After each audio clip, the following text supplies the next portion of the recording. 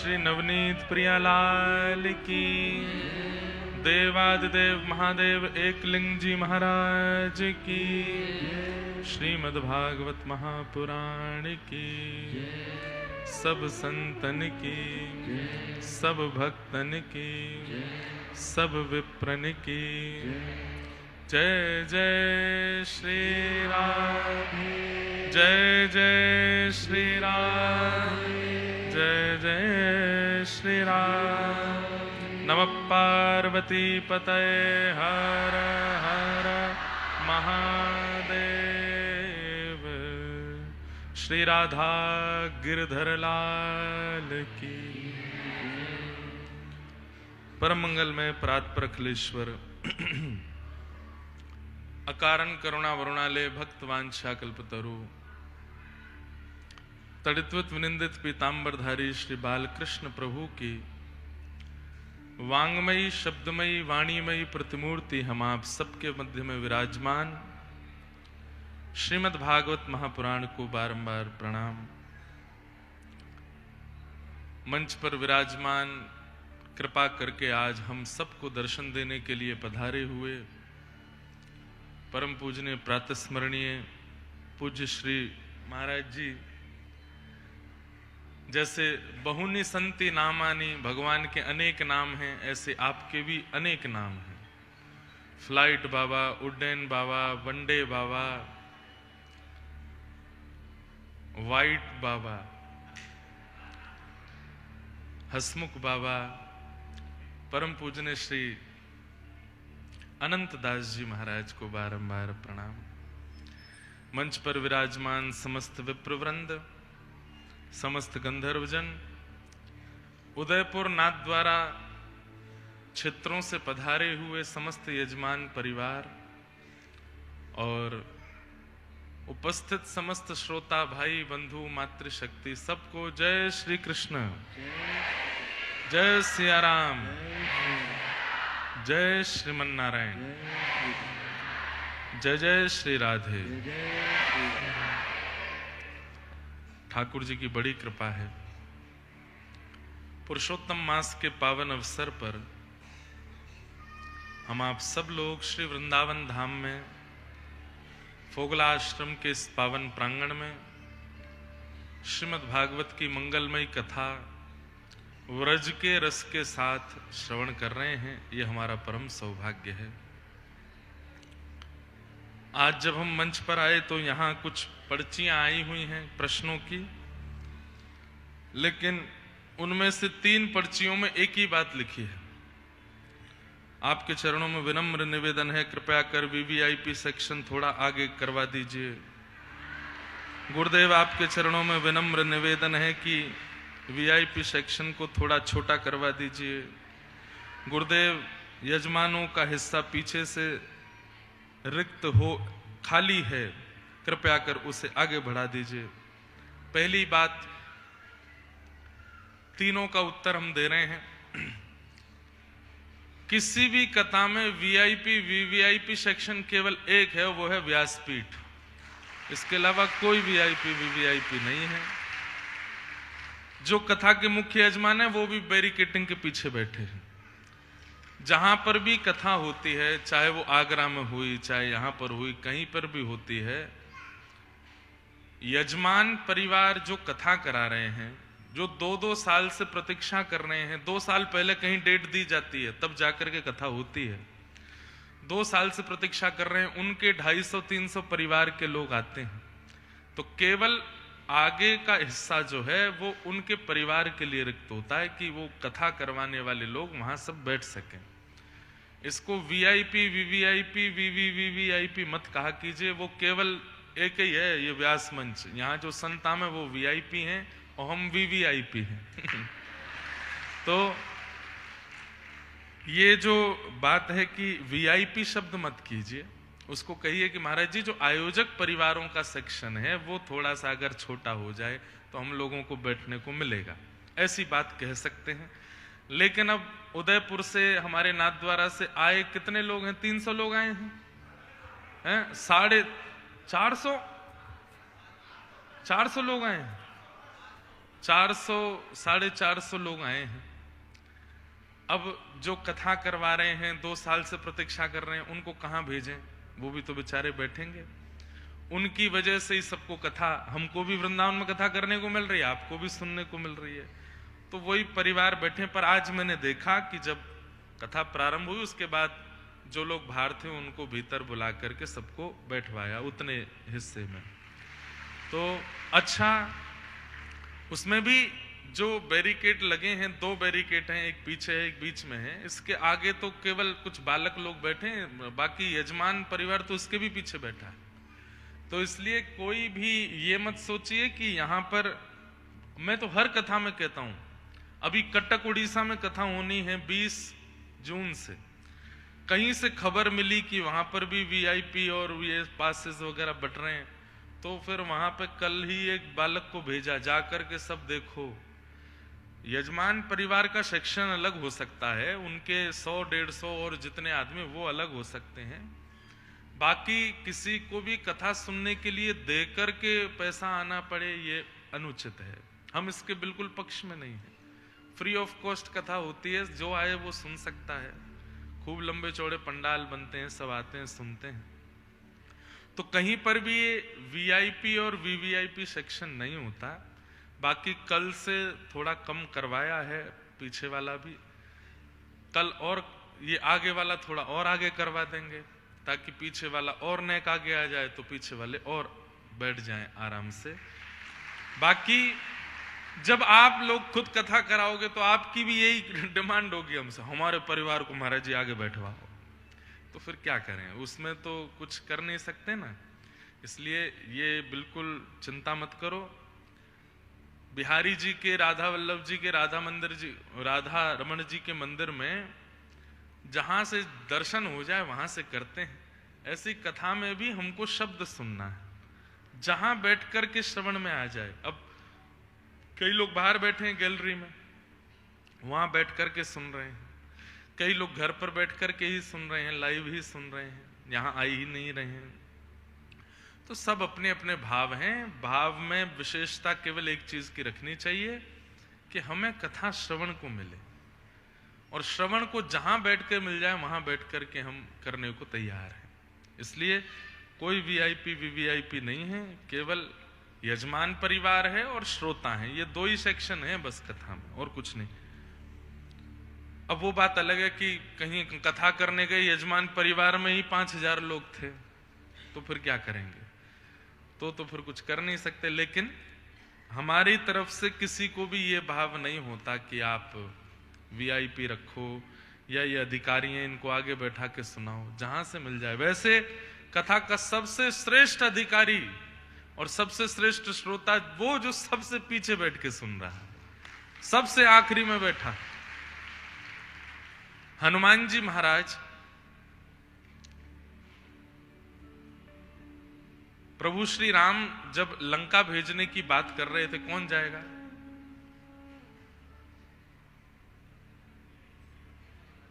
लंका कौन जाएगा? तो वहां जितने बानर थे सब में होड़ लगी, हम आगे चले, हम आगे चले, हम बोले, हम बोले, हमको भेजो, हमको भेजो। पर राम जी की दृष्टि पड़ी पीछे सबसे दूर एक शिला के ऊपर हनुमान जी चुपचाप बैठे। तब राम जी कहते हैं, हनुमान आप जाएंगे लंका, आप जाकर के सीता सुध लेकर के आएंगे। क्यों? क्योंकि जानते हैं कि सर्वगुण संपन्न होते हुए भी अपने आप को छुपाता है, सब प्रकार से योग्य होते हुए भी अपने आप को सामान्य बना करके बैठा है, यही अधिकारी है। अपने गुण का प्रदर्शन और अपने आप को प्रदर्शित करने वाला व्यक्ति गुणवान होगा भी ना तो उसके गुण क्षीण हो जाते हैं, क्योंकि प्रदर्शन कर रहा है, सन्मुख आने की भावना है। तो इसलिए किसी भी प्रकार से ये आगे पीछे वाला ये क्रम अब पता नहीं क्यों होने लगा है, लगभग कथाओं में हो जाता। आगरा में तो इतनी अफवाह फैली जिसकी कोई सीमा नहीं, आगे के इतने पैसे, पीछे के इतने, इधर के उतने, इधर के उतने।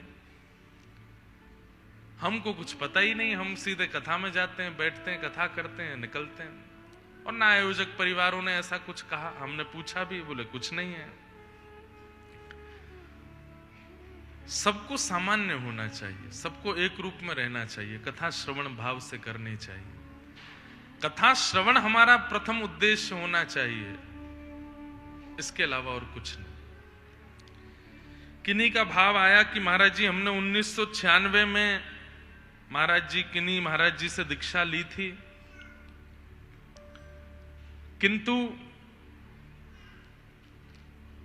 उन्होंने मंत्र के अलावा कुछ भी नहीं दिया, ऐसा करके आपका कुछ भाव है। तब से मैं मंत्र जाप तो करती हूं, बाकी इनकी हैंडराइटिंग मुझे कम समझ में आ रही है लेकिन मैं जहां तक थोड़ा बहुत समझ पाया कि संभवतः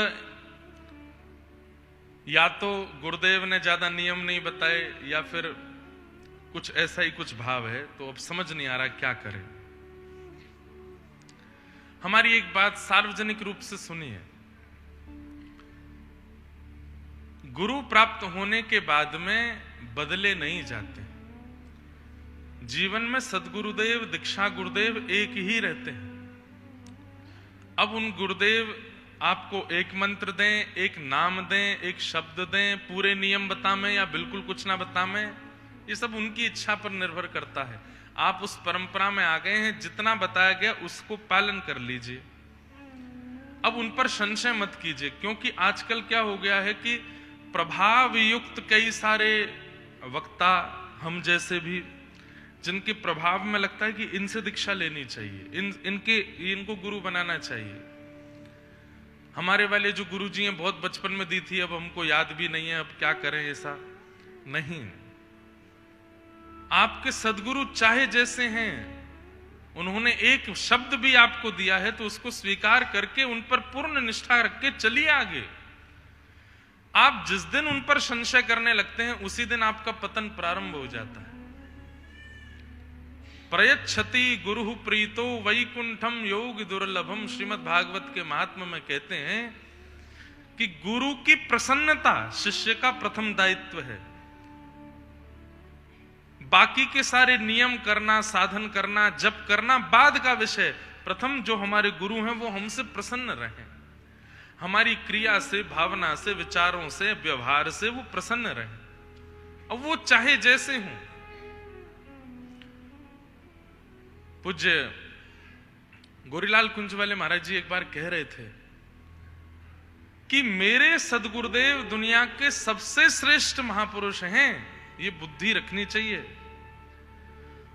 हम कथा किसी की भी सुने, हम किसी की भी कथा में जाएं, किसी के भी प्रभाव में आए, किसी की कथा सुन के हमें कृष्ण भक्ति जगे, ये बात एक अलग विषय है।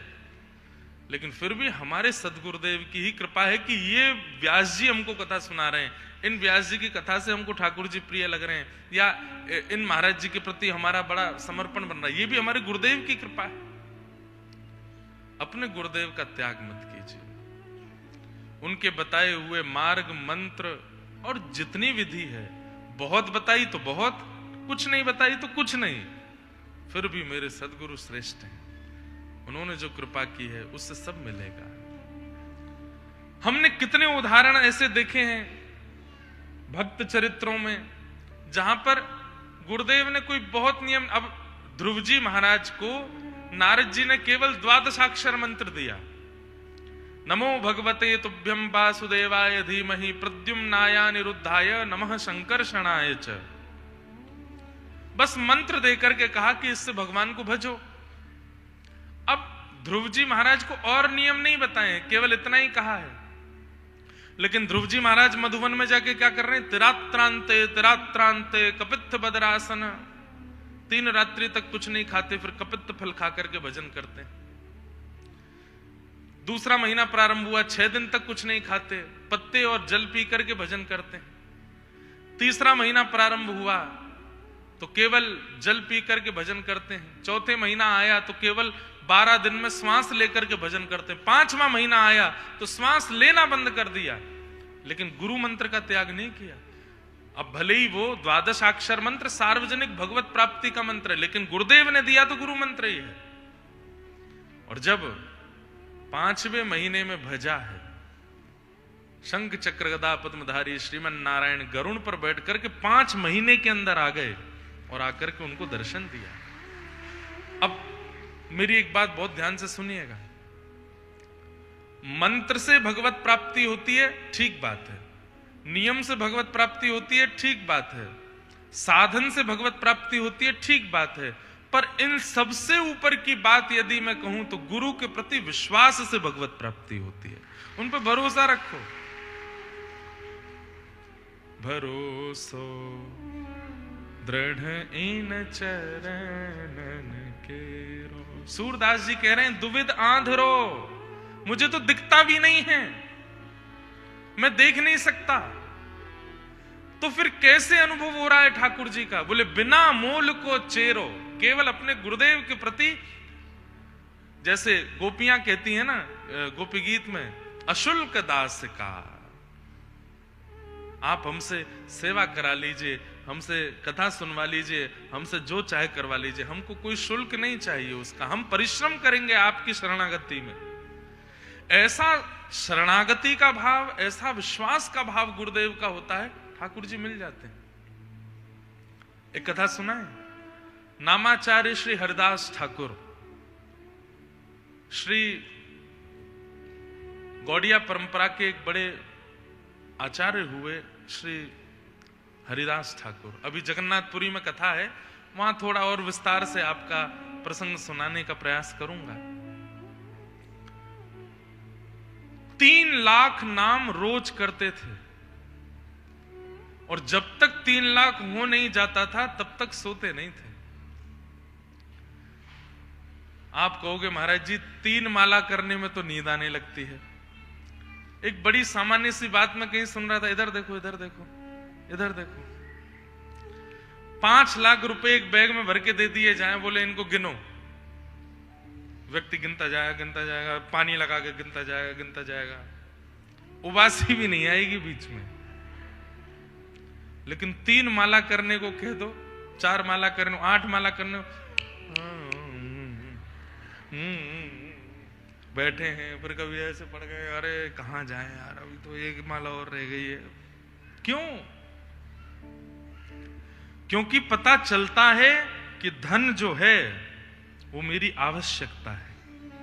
ये धन जो है, इससे मैं वस्तु ले सकता हूं, इससे मैं ये प्राप्त कर सकता हूं, इससे मैं ये अपनी इच्छाएं पूरी कर सकता हूं, इसलिए उस धन के प्रति आलस्य नहीं। लेकिन वही नाम की संख्या को हम प्रतिदिन घटाते जा रहे हैं। क्यों? क्योंकि उसको आवश्यकता माना नहीं हमने। नामाचार्य हरिदास ठाकुर का नियम था, प्रत्येक दिन 3 लाख नाम करते थे। प्रत्येक दिन व्यक्ति यदि 3 लाख नाम करे तो 1 महीना में कितने होंगे? कितने होंगे? प्रत्येक दिन 3 लाख नाम करे तो 1 महीना में कितने हो जाएंगे? कितने? लेकिन हरिदास ठाकुर जी 1 महीने में 1 करोड़ नाम करते थे। आप कहोगे महाराज जी संपट कैसे बैठा? तो हरिदास ठाकुर जी क्या करते थे, जैसे ही महीना का अंतिम 7 दिन आते थे तो अपना नाम बढ़ा देते थे। बोले 90 लाख की संख्या उचित नहीं, 1 करोड़ होना चाहिए। और फिर उसमें ज्यादा ज्यादा करते थे, ज्यादा ज्यादा करते थे। 3 लाख नाम करने में स्थिति यह थी कि 24 घंटे में से 20 घंटे तो केवल भजन चलता था, बाकी के 4 घंटे में सोना, खाना, पीना, स्नान करना, तिलक स्वरूप करना, आदि आदि सब कुछ 4 घंटे में। और आश्चर्य होगा आपको जान करके, आप जन्म से हिंदू नहीं थे, यवन परिवार में आपका जन्म हुआ था, लेकिन भगवत नाम की ऐसी कृपा हुई कि आप हरि नाम करने लगे। एक बार यवनों को पता चल गया कि यवन होते हुए भी और ये हिंदुओं के भगवान का नाम जपता है, ये नाम जप करता है, कीर्तन करता है।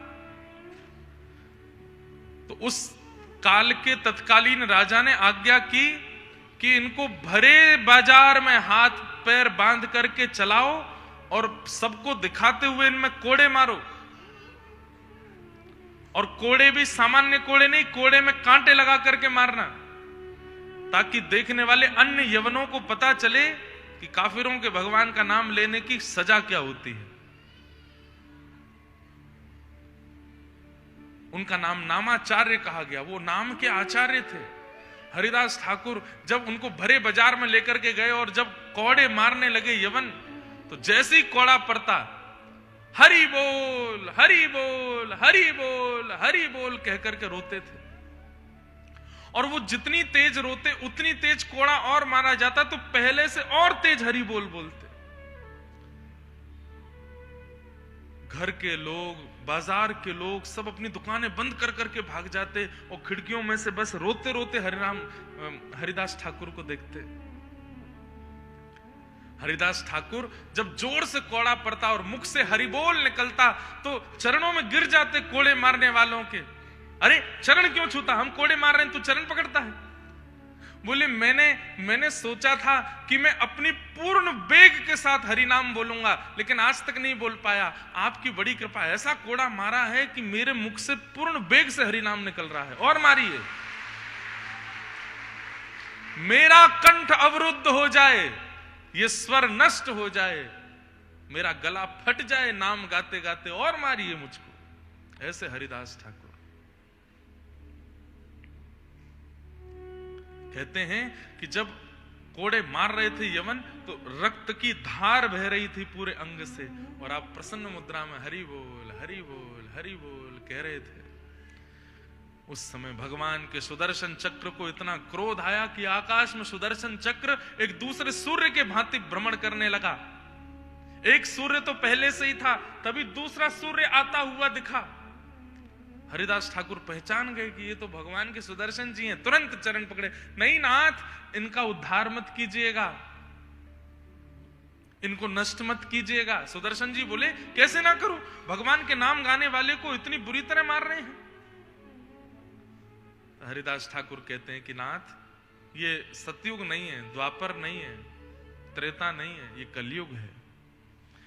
कलयुग में उद्धार नहीं, स्वीकार करना है। कलयुग में मारना नहीं है, कलयुग में तारना है। नाथ, इन सब पर कृपा करो। हमें कोई अपशब्द बोल दे तो हम उसकी FIR दर्ज कराने पर तुले रहते हैं। अब आप सुनकर के हंसेंगे, ऐसे ऐसे लोग हैं संसार में। हमको घर पर आमंत्रण दिया, ऐसे ही चलते चलते, हमारे घर आइए, मैंने कहा देखेंगे। अरे नहीं आइए, मैंने कहा देखेंगे, प्लीज बनाइए ना। मैंने कहा हमारे इतने क्रम रहते, मैं थक जाता हूं, नहीं आ पाऊंगा। नहीं पहुंच पाए घर, तो हमारे नाम से FIR कर दी। घर नहीं आए, चलो FIR होंगे तुम्हारे नाम। इतने खतरनाक लोग हैं संसार के, और यही कलयुग है। आप मेरी बात मानो तो आप अच्छे, नहीं मानोगे तो मैं तुम्हारी जीवन को बर्बाद करने में कोई कसर नहीं छोड़ूंगा। पर ऐसों को ठाकुर जी देखते हैं, क्या करना है उनके साथ। और ये महाराज जी बिल्कुल सत्य बात है, धमकी दे रहे हैं। बोले तुम्हारे नाम FIR करेंगे, हमारे घर क्यों नहीं आए? क्यों? हमारे बच्चे, परिवार और हमारी सब बाट देख रहे थे आपके। अरे तो हमने कही थी समय नहीं है भाई, कैसे आए? बहुत विचित्र है संसार। लेकिन हमने नियम लिया महाराज जी, इस बार 20 जुलाई को हमको 10 वर्ष कथा करते हुए हो रहे हैं। 20 जुलाई को, 20 जुलाई को है कहां? हम ऑस्ट्रेलिया से आएंगे कथा करके। गुरु पूर्णिमा का उत्सव है इसी हॉल में। 21 या 22 तारीख से गुरु पूर्णिमा का, 20 से ही है, पता नहीं, शायद गुरु पूर्णिमा का उत्सव है। पूज्य गुरुदेव भगवान की कथा होगी। संध्या के सत्र में हम थोड़ी देर कुछ प्रवचन करेंगे। इस बार हमने लिया है कि एक 10 पॉइंटों का एक नियम बना रहे हैं अपना, सार्वजनिक रूप से सबको बता देंगे, और उन नियमों में ही अब आगे कथाएं चलेंगी। और उनमें बहुत सारे 10-12 नियम विशेष रूप से रहेंगे, सबको बता दिए जाएंगे। इस 10 वर्ष में कुछ तो ऐसा करें कि अब बस थोड़ी रुकावटें हों, थोड़ी मर्यादा हो। एक तो क्या है कि महाराज जी पूज्य गुरुदेव भगवान की कृपा से ठाकुर जी ने व्यवहार में कोई कपट नहीं दिया हमको। और ये इस बात का हमको अभिमान नहीं है, ये इस बात का हमको बड़ा ठाकुर जी से प्रार्थना है कि ऐसे ही बनाए रखें। उसको लोग कई बार दुर्बलता समझ लेते हैं।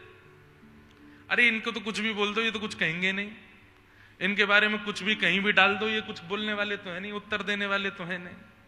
ये हमारा स्वभाव है, लेकिन इसको दुर्बलता मत समझिए।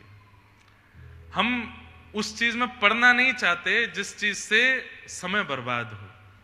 जितना हो सके कथाएं हो, ठाकुर जी की सेवा हो, उत्सव हो, ये सब करके निकलना है इस संसार से।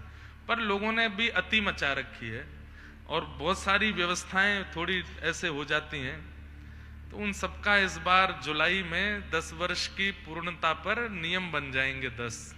उन्हीं नियमों में ही हमको आगे रहना है, क्योंकि लोग बाग तो कुछ भी करने लगते हैं। फिर नामाचार्य हरिदास ठाकुर को कोड़े मारे जा रहे हैं और वे सुदर्शन जी महाराज प्रत्यक्ष खड़े हैं, उनसे कह रहे हैं इनको मत मारिए, इनका उद्धार कीजिए, हे नाथ ऐसी कृपा कीजिए। मैं भी तो यवन था, मैं भी तो यवन कुल में जन्मा था। जब मेरे अंदर हरि नाम के प्रति इतनी प्रीति आ सकती है तो ये भी यवन है। आप कृपा करिए सुदर्शन जी महाराज, इनको भी हरि नाम गवा दीजिए, मारिए मत, उद्धार मत कीजिए, स्वीकार कीजिए, मारो मत, तारो। ऐसे नामाचार्य हरिदास ठाकुर। कोई फर्क नहीं पड़ा, एक कुटिया बना करके रहने लगे, वहां बैठ करके अपना भजन करते थे। संध्या में थोड़ी देर के लिए बाहर आते थे, सत्संग करते थे, बड़ी भीड़ होती थी और लोग बाग देखते थे। अब भीड़ वालों से ही दिक्कत है संसार को कि कहां भीड़ क्यों हो रही है इनकी कथा में, भीड़ क्यों हो रही है इनके पास में। यवनों ने फिर से एक योजना बनाई, बोले कोड़े से तो कोई फर्क पड़ा नहीं, अब दूसरी योजना बनाओ। तो दूसरी योजना क्या बनाई, पास के गांव की एक वैश्या को बुलवाया और उसको खूब सारा धन दिया और कहा कि इनके चरित्र पर लांछन लगवाओ, तुम करोगी ये काम। वैश्या बोली ये तो मेरे बाएं हाथ का खेल है, मैंने कितने महात्माओं के जीवन उजाड़ दिए, कितने लोगों के घर बर्बाद कर दिए, ये करने में तो मैं निपुण हूं। जाओ। हरिदास ठाकुर कुटिया में बैठे हैं, नाम कर रहे हैं, हरे कृष्ण कृष्ण कृष्ण हरे हरे, हरे राम राम राम हरे हरे। वैश्य आकर के सामने बैठ गई। हरिदास ठाकुर समझ गए कि किस भावना से आई है। उसको बोले देवी आप जिस भावना से आई हैं मैं पूर्ण करूंगा, आप जिस काम से आई हैं मैं वो पूर्ण करूंगा, लेकिन मेरा नियम है 3 लाख नाम का, ये पूरा हो जाए तब तक बैठी रहना। वैश्या बोली ठीक है करो। हरिदास ठाकुर नेत्र बंद करके नाम कर रहे हैं और प्रत्येक नाम जैसे एक बार हरे कृष्ण कृष्ण कृष्ण हरे हरे, हरे राम राम राम हरे हरे, एक मंत्र से प्रार्थना करते हैं कि सामने जो आई है इसकी बुद्धि परिवर्तित कर दो। फिर दूसरा तीसरा ऐसे नाम करने लगे। करते करते 1 घंटा 2 घंटा 3 घंटा 4 घंटा 8 घंटा 10 घंटे 12 घंटे 15 घंटे नामाचार्य हरिदास ठाकुर तो नेत्रों से अश्रुधार और एक मुद्रा में बैठे। और वैश्या कभी ऐसे बैठे, कभी ऐसे बैठे, कभी ऐसे बैठे। बोले क्या हो रहा है, अभी और कितना रह गया है, 1.5 लाख हो गया है, अभी थोड़ा सा और बचा है, 1.5 और बचा है। बोले अभी 1.5 और करोगे, अरे बाद में कर लेना। नहीं, मेरा नियम हो जाए। जैसे किसी का स्नान का नियम है, किसी का ध्यान का नियम है, किसी का प्रसाद का नियम है, ये मेरा भोजन है। जब तक नहीं करूंगा मैं करूंगा आपकी इच्छा पूर्ण, पर ये नाम पूरा होने दो। रात हो गई। वैश्या बोली मुझे तो नींद आ रही है, मैं जा रही हूं। बोले हाँ ठीक है चली जाओ, कल आ जाना, हाँ जल्दी सुबह आ जाना।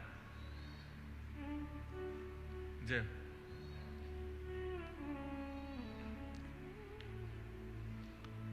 बोलो वृंदावन बिहारी लाल। कल जल्दी आ जाना। वो ठीक है। अगले दिन वैश्या बाहर जैसे निकल के गई उस दिन, तो सब यवन बोले तुमने हल्ला नहीं किया। अरे तुम हल्ला करते हम पूरे गांव को इकट्ठा करते, जिस काम से गई थी कुछ किया ही नहीं। बोले अरे वो नाम ही नहीं छोड़ रहे हैं, 1.5 लाख नाम तो मेरे सामने बैठे बैठे किया, भी कह रहे 1.5 और बचे हैं। लेकिन उन्होंने कल सुबह जल्दी बुलाया है, आज नहीं हो पाया काम, कोई बात नहीं, पहचान तो हो गई है। थोड़ा पहले दिन थोड़ा पहचान होनी चाहिए, एक दूसरे को देखना चाहिए, मन बनाना चाहिए, अब कल हो जाएगा काम। अगले दिन वैश्या सुबह सुबह फिर आ गई। जैसी आई तो नामाचार्य ठाकुर बैठे थे, आकर के प्रणाम किया, माला पूर्ण करके बोले तुम्हारी प्रतीक्षा कर रहा था, तुम आई क्यों नहीं? अरे कितनी जल्दी आ गई, अभी 4 घंटे पहले तो गई हूं मैं, 2 घंटा सो के तुरंत स्नान करके आ गई। आपका हो गया नाम? अभी चल ही रहा है। नहीं, कल वाला 3 लाख तो शुरू हो गया, मैंने थोड़ी देर प्रतीक्षा करी, तुम नहीं आई तो आज वाला शुरू हो गया है दूसरा। अब ये 3 लाख नाम आज के शुरू हो गए हैं, आज के शुरू हो गए। कितने नाम हो गए? अभी तो 100 माला हुई हैं, 3 लाख बची हैं। कल की 3 लाख पूरी हो गई, फिर मैंने प्रतीक्षा करी, तुम नहीं आई तो मैंने आज की शुरू कर दी। अब बैठ जाओ देवी, अब ये तो पूर्ण नहीं होगी तब तक। तब उसके मन में क्या आया, मैं इतनी रूपवान, मेरे नेत्र ऐसे, मेरी बोली ऐसी, मेरा शरीर ऐसा, मेरा यौवन ऐसा, मेरे विचार, मेरे भाव ऐसे कि मैं जिस गली से निकल जाऊं वहां कोई मुझे देखे बिना ना रह सके। क्या है इस नाम में ऐसा जो ये व्यक्ति 24-24 घंटे जप रहा है? अब वो यही देखने के लिए कि इस नाम में ऐसा क्या मिल रहा है इनको कि ये बैठ करके एक आसन पर बैठ करके जप रहे हैं। जब उसके मन में ये इच्छा प्रकट हुई, ये इच्छा ही तो भगवत प्राप्ति कराती है कि क्या है कथा में, क्या है वृंदावन में, क्या है दर्शन में, क्या है रूप में, क्या है आचार्यों की वाणी में, जो लोग खिंचे चले जा रहे हैं। और इस इच्छा से जब वो पहली बार आता है तब उसको ठाकुर जी पकड़ना प्रारंभ करते हैं। उसके मन में इच्छा प्रकट हुई, ऐसा क्या है इस नाम में, ये छोड़ते नहीं।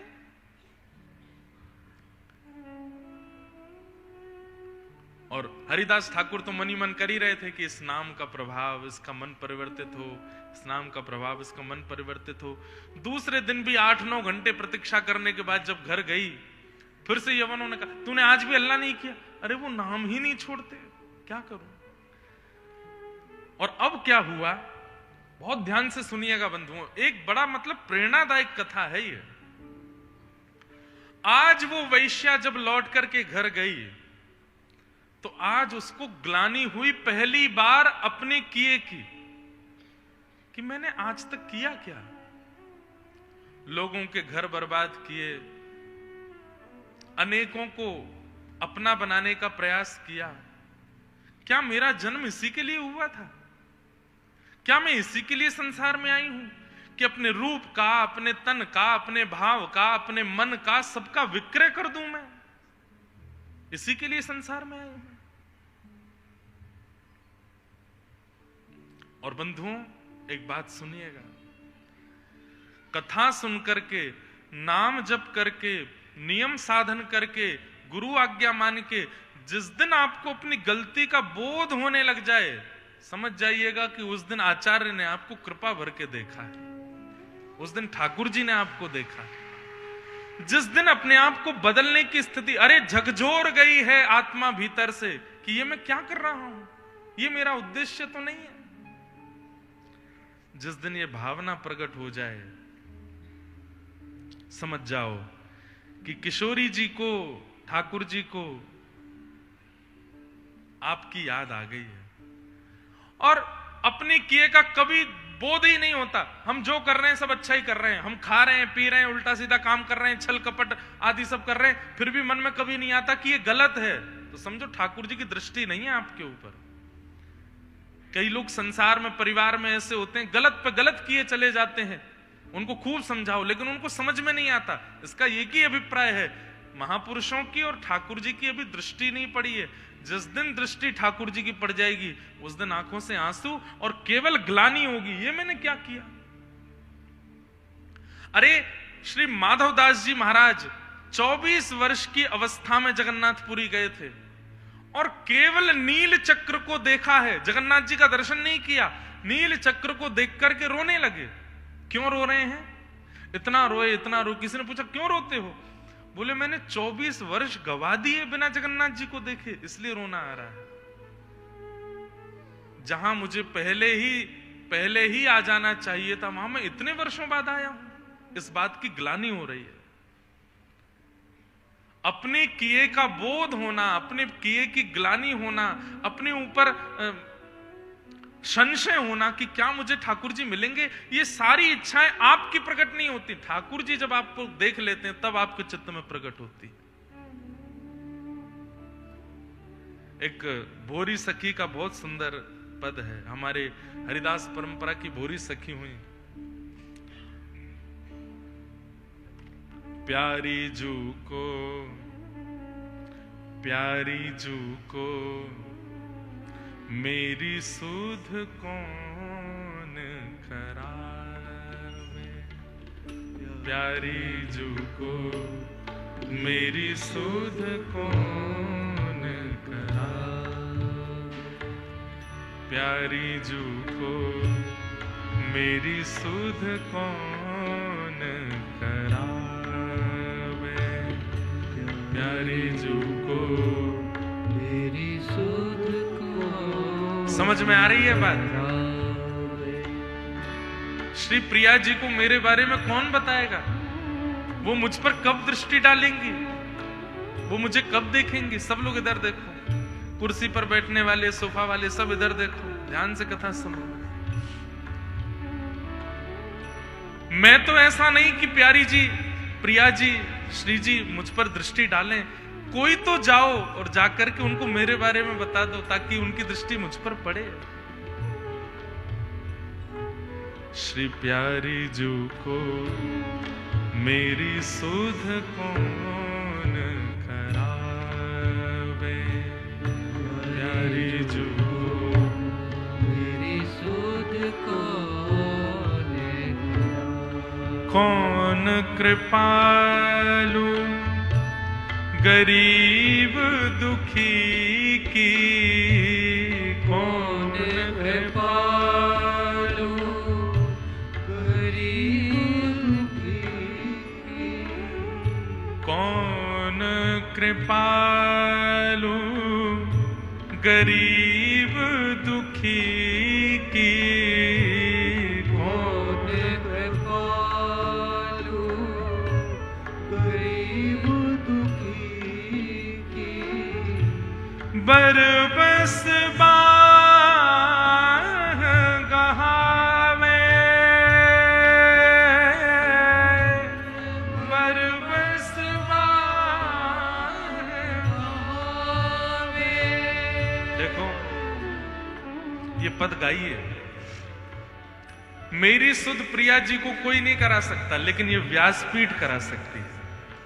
इस व्यासपीठ पर बैठ करके मैं गाऊं और व्यासपीठ के सन्मुख आप गाओ, तो ये व्यासपीठ ठाकुर जी की पीठ है, ठाकुर जी बैठते हैं इस पर। तो ये व्यासपीठ पर जब सब छोड़ करके ब्रज वृंदावन में आ गए, सेवा कुंज में रहते थे, वहां बंदरों को जो चना डाले जाते, तो बंदर जब चना खा लेते, चना के छिलका खा करके वृंदावन में भजन किया इन्होंने। अब कह रहे हैं कि मेरी सुध कौन करावे, किशोरी जी को कौन बतावे कि मैं भोरी यहां पड़ी हूं उनकी याद में। इनका नाम भोरी सखी, भोरी कह करके किशोरी जी ने ही इनको पुकारा। नाम तो इनका भोलानाथ था, लेकिन इतने भोले हैं, इतने भोरे हैं, किशोरी जी ने इनको नाम दिया भोरी सखी।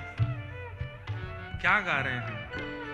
मेरे पास मन बुद्धि वचन इतने अच्छे नहीं कि मैं अपनी पुकार श्री जी तक पहुंचा सकूं। मन बुद्धि वचन अगोचर प्यारी, मन बुद्धि वचन अगोचर प्यारी, मन बुद्धि वचन अगोचर प्यारी,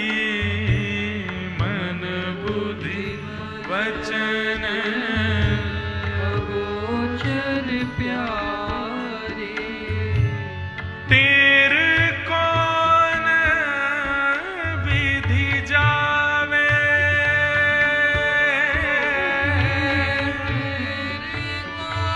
मेरी आवाज कैसे पहुंचेगी आप तक? हाँ मेरी तेरे कैसे जावे, मेरी तेरे चाहते हैं, एक आश है, एक उम्मीद है, जिनको भजने से मेरी वाणी किशोरी जी तक पहुंच जाएगी। किनको? श्री हरिवंश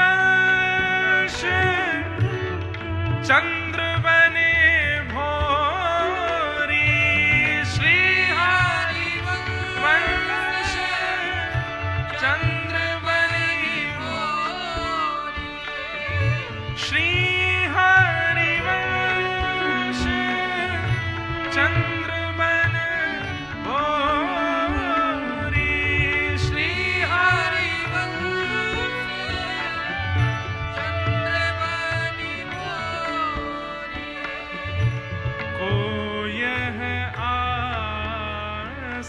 पुजावे,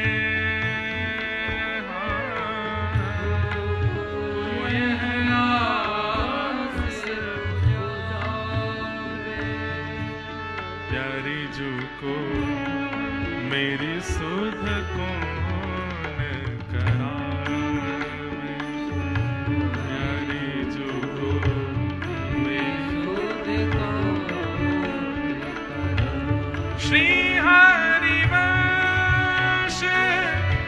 चंद्र बने भोरी, श्री हरिवंश चंद्र बने भोरी, श्री हरिवंश चंद्र बने भोरी,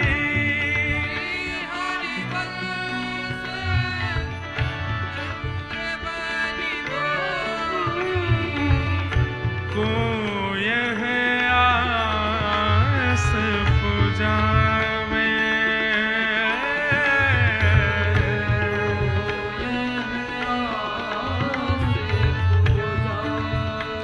श्री प्यारी जू को मेरी सुध कौन करावे, प्यारी जू को मेरी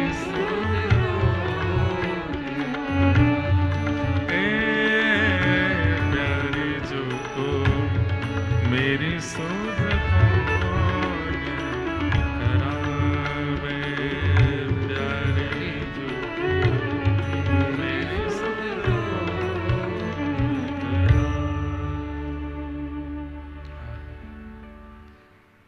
कौन जानता है उस वैश्या को?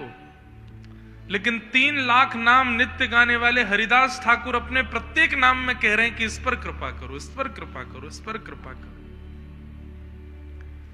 और आज 2 दिन के अंदर ये परिवर्तन हो गया। कोई प्रवचन नहीं सुना है, कोई कथा नहीं सुनी है कि जिससे मन परिवर्तित हो गया हो। केवल सामने बैठकर के हरिदास ठाकुर को नाम करते हुए देखा है। और आज घर जाकर के वो फूट फूट के रो रही है वैश्या। और आज पहली बार उसको ग्लानि हो रही है कि मैंने गलत किया। क्या मेरा जन्म केवल इसके लिए हुआ कि मैं अपने शरीर का विक्रय करूं, लोगों के घरों को बर्बाद करूं? आज इतने बड़े नामनिष्ठ व्यक्ति को मैं उनका नाश करने के लिए आई हूं? क्या इसके लिए मेरा जन्म हुआ?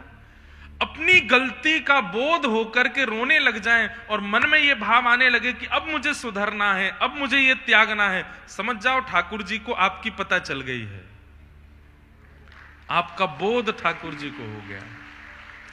और जब तक गलतियों का बोध नहीं हो रहा है, चले जा रहे हैं, चले जा रहे हैं, करते ही जा रहे हैं, करते ही जा रहे हैं, कोई दिक्कत नहीं है, कोई बोध नहीं, कोई आत्मग्लानि नहीं, समझो ठाकुर जी को पता ही नहीं है आप कौन हो। वैश्या दौड़ करके आई है आज हरिदास ठाकुर के चरणों में और बस रोते बिलखते हुए कह रही है कि इस अधम पर कृपा करो, मेरा जन्म व्यर्थ हो जाएगा, मैं नरकों में पड़ी रहूंगी, 84 लाख योनियों में अपना जीवन गंवाना पड़ेगा। नाथ, अब आप ही हैं जो मुझ पर कृपा कर सकते हैं। हरिदास ठाकुर प्रसन्न हो गए और प्रसन्न होकर के कहा, देवी इस कुटिया में बैठ करके मैंने लाखों नाम जपे हैं, करोड़ों नाम जपे हैं, हर महीने का 1 करोड़ नाम का मेरा संकल्प है। मैं कितने सालों से इस कुटिया में रह रहा हूं। अब तुम पर कृपा ऐसी होगी, तुम नाम करो और इस कुटिया में अब तुम रहो, मैं यहां से जा रहा हूं। और हरिदास ठाकुर वहां से चले गए, उस वैश्या को वो कुटिया दे गए। वैश्या उस कुटिया में बैठ के भजन करने लगी, वो यवन सब ढूंढने लगे। भैया यहां द्वार पे जो बोल रहे हैं धीरे धीरे बोले, बिल्कुल हल्ला नहीं करें।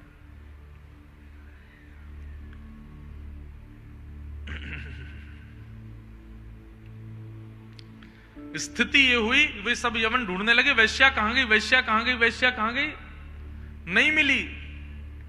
तभी एक दिन हरिदास ठाकुर की पुरानी कुटिया जहां वो बैठते थे, उसके बाहर देखा तो तुलसी जी में जल पधरा रही थी, और रूप ऐसा हो गया था कि वे उन यवनों ने जब आज उस वैश्या को देखा, पहले जब उसको देखते थे तो शारीरिक इच्छाएं प्रकट होती थी, लेकिन आज उसको देख करके उनके मन में भी आ रहा है कि हम भी एक बार वो हरिनाम गा के देखें जो ये गाती है।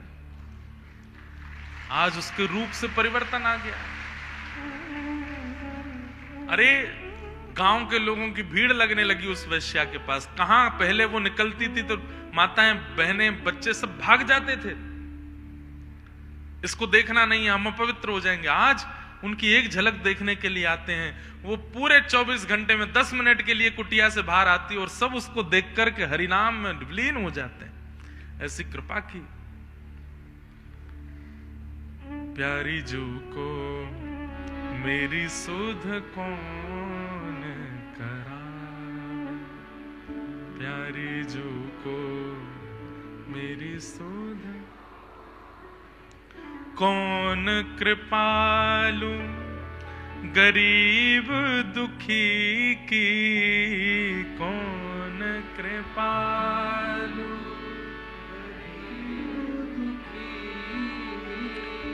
बरबस बाह गहावे,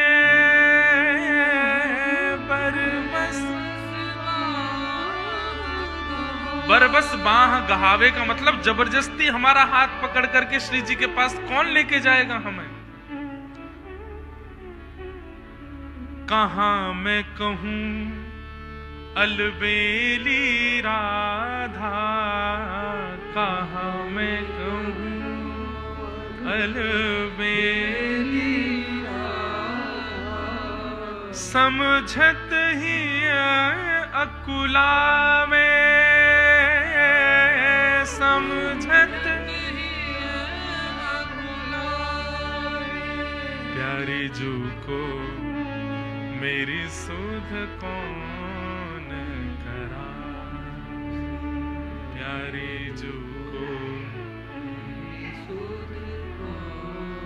मेरी वाणी तो नहीं पहुंच सकती, मन बुद्धि वचन अगोचर प्यारी, मन बुद्धि वचन अगोचर प्यारी, टेर कौन विधि जावे, मेरी आवाज कैसे पहुंचेगी उन तक।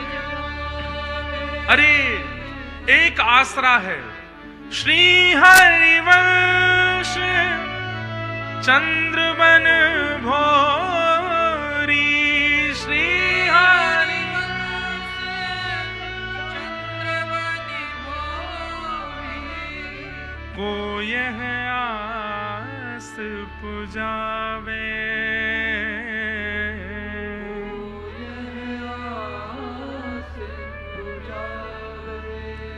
प्यारी जू को मेरी सुध कौन करा, प्यारी जू को।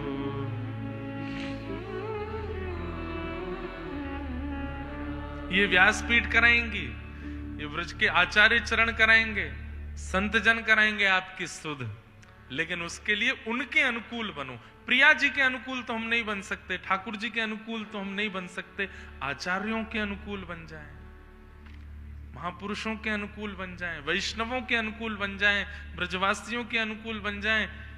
ये प्रार्थना अगर कर दें तो संभव है। हमारी टेर पहुंचाई थी हमारे आचार्य चरण, हमारे पूज्य पिताजी के गुरुदेव भगवान श्री रामानुज प्रपन्नाचार्य गुरु जी ने। मलुक पीठ वाले महाराज जी बता रहे थे, जब आपका जन्म नहीं हुआ था इंद्रेश जी, तो अयोध्या में बड़ी छावनी में गुरुदेव की कथा चल रही थी, पिताजी के गुरुदेव रामानुज गुरु जी।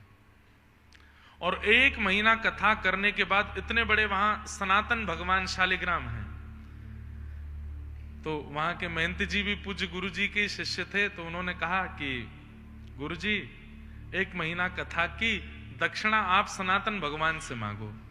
तो कहते हैं कि हमारे शिष्य के एक पुत्र हो, वो भी भागवत की कथा करे, यही हमको दक्षिणा चाहिए। बोले गुरु जी की उस दक्षिणा के फल से आप कथा कर रहे हो, नहीं तो आपकी सामर्थ्य नहीं कथा करने की, आपके पास शब्द नहीं बोलने के। हमारी सुध कौन करावे? आचार्य हमारी सुध कराते हैं ठाकुर से, आचार्य हमारी बात बताते हैं ठाकुर को। हमारे पास इतनी वाणी कहां, ऐसे शब्द कहां, ऐसी बोली कहां कि हम उनसे कुछ कह सकें। ऐसे नामाचार्य हरिदास ठाकुर। श्रीमद् भागवत के प्रथम स्कंद के प्रथम श्लोक में हम लोग प्रवेश करें। जन्माद्यस्य यतोऽन्वयादितरतश्चार्थे स्वविज्ञस्वराट् तेने ब्रह्म हृदय आदि कवये मुह्यन्ति यत्सूरयः तेजो वारिमृदां यथा विनिमयो यत्र त्रिशर्गो मृषा धाम्ना स्वेन सदा निरस्त। कोई भी एक नाम आपकी जीभ पर रखा ही रहना चाहिए, बोलते रहो बोलते रहो बोलते रहो, उस नाम का उच्चारण चलता ही रहे। हरि हरि हरि हरि हरि हरि, अभी हरि ही चल रहा है।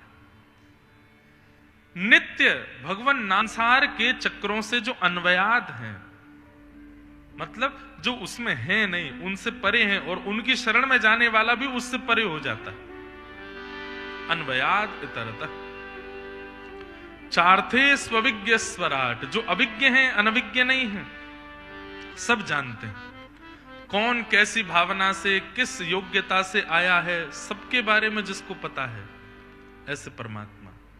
इसलिए कभी भी अपने मन से सोच करके कि मेरे जीवन के लिए ये आवश्यक है, नाथ मुझे ऐसा दे दीजिए, ऐसा कभी ठाकुर जी से मत कहो। जेहि विधि नाथ, बोलो मेरे साथ, जेहि विधि नाथ हो हित मोरा, जेहि विधि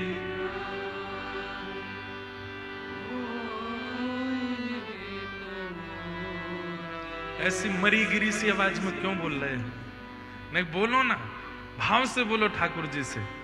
जेहि विधि नाथ हो हित मोरा, जेहि विधि नाथ हो हित मोरा, करहूं सुबेगी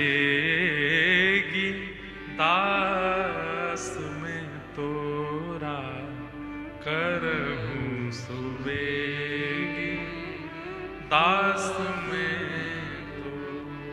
रोज ये चौपाई बोला करो ठाकुर जी के आगे, हमारी केवल ये कामना रह जाए, इसके अलावा कुछ भी नहीं। मैं अच्छा हो जाऊं, मेरा ये काम बन जाए, उससे ब्याह हो जाए, ये बालक ठीक हो जाए, इसका ये कुछ नहीं, ये जीवन में परिस्थिति आई है नष्ट हो जाए, ये पीड़ा नष्ट हो जाए, कुछ नहीं कहना है। केवल ये चौपाई ठाकुर जी से रोज बोलनी है, हर परिस्थिति में बोलनी है। जेहि विधि नाथ हो हित मोरा, जेहि विधि नाथ हो हित मोरा, करहूं सुबेगी दास में तोरा, करहूं सुबेगी दास में। क्यों ऐसा क्यों कहना है? क्योंकि भागवत जी के प्रथम श्लोक में कहते हैं वे अविज्ञ हैं, अनविज्ञ नहीं हैं, उन्हें सब पता है।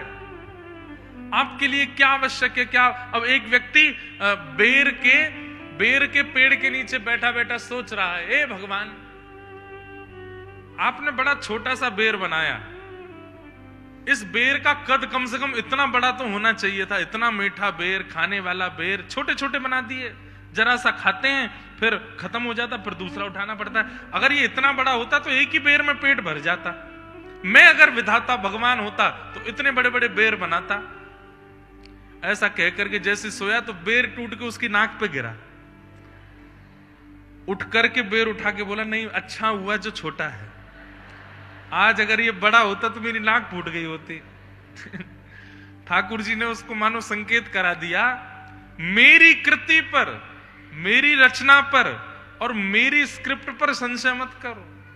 मैंने जो तुम्हारे लिए रचा है, जो तुम्हारे लिए लिखा है और जिस प्रकार से मैं संसार चला रहा हूं, तुम केवल यहां से निकलने के मार्ग ढूंढते रहो, मुझे प्राप्त करने के मार्ग ढूंढते रहो, मुझे मत बताओ कि मुझे क्या करना है। अरे घर के बड़े व्यक्ति को हम समझाने लगते हैं कई बार, घर में ऐसा होना चाहिए, घर में ये वाली गाड़ी होनी चाहिए, घर में ऐसा भोजन बनना चाहिए, तो बड़ा आदमी भी चिढ़ जाता है, तू 10-5 वर्ष पहले आया इस घर में, मुझे बताएगा? मैंने इतनी मेहनत करके घर बनाया, सब किया, अब तू मुझे सिखा रहा है कि क्या होना चाहिए क्या नहीं।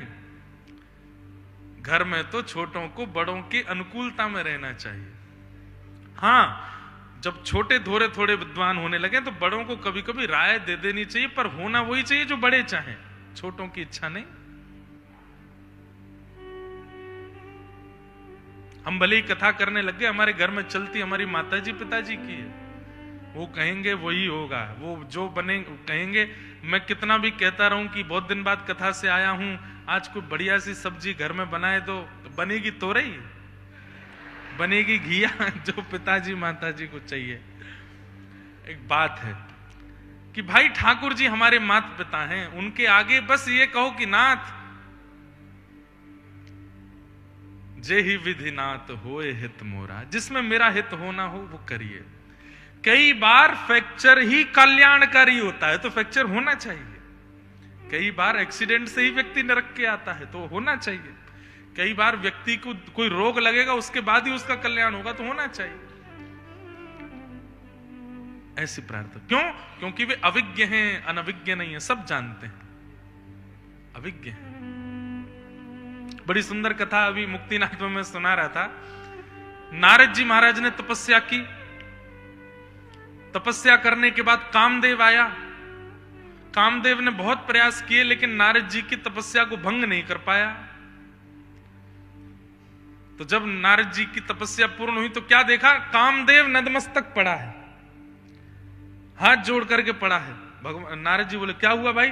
बोले मैंने बहुत प्रयास किया आपकी तपस्या तोड़वाने का, पर आप तो महादेव के समान हैं। या तो वे थे जिनकी तपस्या में तोड़ नहीं पाए, या आप। नारद जी को अभिमान हो गया, मैंने कामदेव को जीत लिया।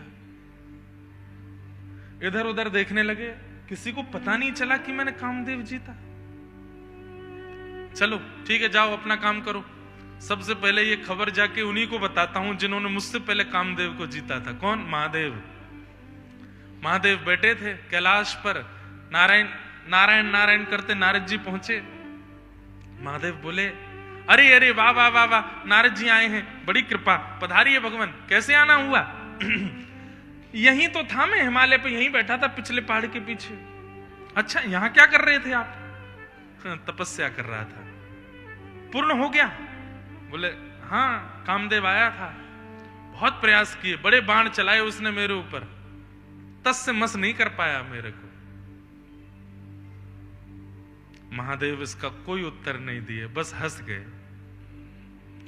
बोले नारद जी, मैंने तो कामदेव को जला के भस्म कर दिया था, तो मेरा कामदेव तो भस्म है, आपका अभी भी जीवित है।